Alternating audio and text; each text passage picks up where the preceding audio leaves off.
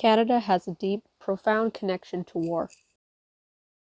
During the 20th century, Canadians participated in 2 world wars and saw lasting shifts in the ways patriotism and national identity evolved in our country. Memorials are one way we remember and pay our respects to the fallen, veterans, and others who had a role in shaping Canada's war history.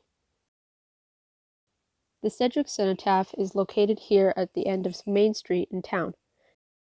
It was originally constructed for the Royal Canadian Legion Branch No. 55 in 1921 to list the names of locals who fought and died in World War I, but it was updated in 1947 to include those involved in World War II.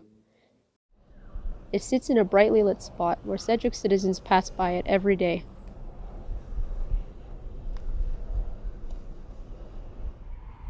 Everywhere, memorials such as the Sedgewick Cenotaph are walked past or visited. They provide a link between life today and living during times of war, and still remain relevant in the 21st century. They engage youth in thought and consideration for the circumstances of soldiers who are at times as young as themselves.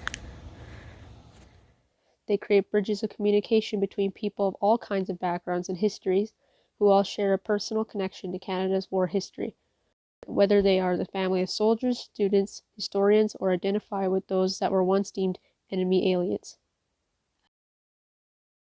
As well, memorials foster a respect for human life and a will to move forward in a direction that, hopefully, will lead to lasting peace. Through first considering the purpose of memorials, people can then take on the responsibility of caring for them and treating them with dignity. In the same way that a war monument stands the test of time, representing the steadfastness of Canada's war effort, we may learn to become more resilient to our own adversities.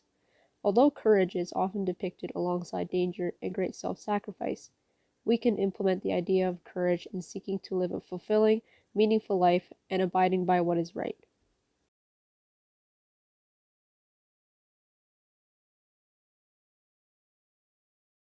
Canadian contributions to the wars, such as the storming of Vimy Ridge in 1917 during the First World War, and the role Canada played in the Allied invasion of Normandy that led to the capture of Juno Beach in World War II, directly impacted our country's growing independence and self-determination and kick-started an evolution in the definition of being Canadian. Today, people from all walks of life are proud to call themselves Canadian, and by remembering our past, we can ensure that this will remain true for generations to come.